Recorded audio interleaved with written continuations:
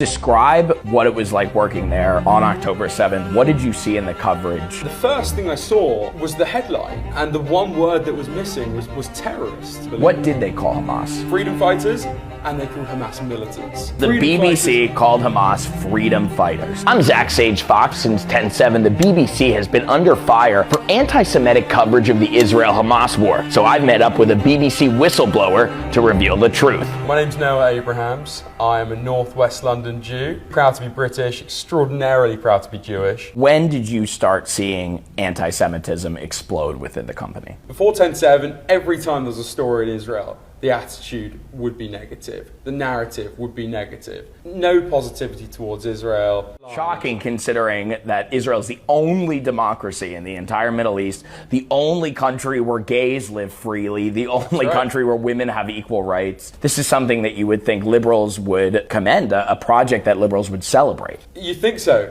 but no. And why?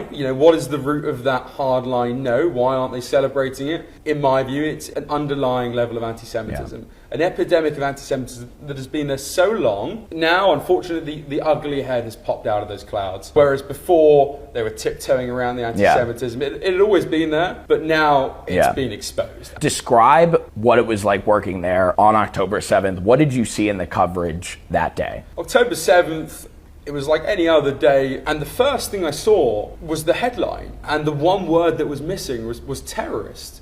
And I couldn't believe, I genuinely couldn't believe What it. did they call Hamas? Freedom fighters, and they called Hamas militants.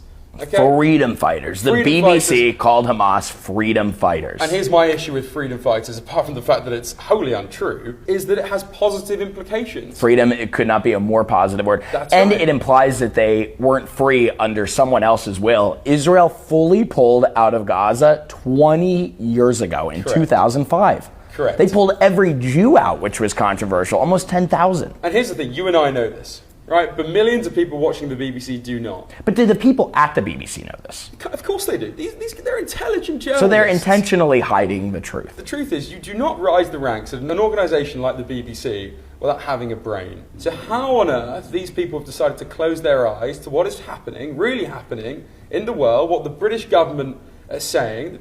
The government call Hamas terrorists. But that gets to my point of confusion. We're not talking about CNN or MSNBC. We're talking about a British government-funded news organization. How is it that the government labels Hamas as a terrorist group, but the media doesn't? So the BBC are the state broadcaster. We as the British taxpayer pay our licence fee to the BBC, but the government themselves have no control over editorial standards at the BBC.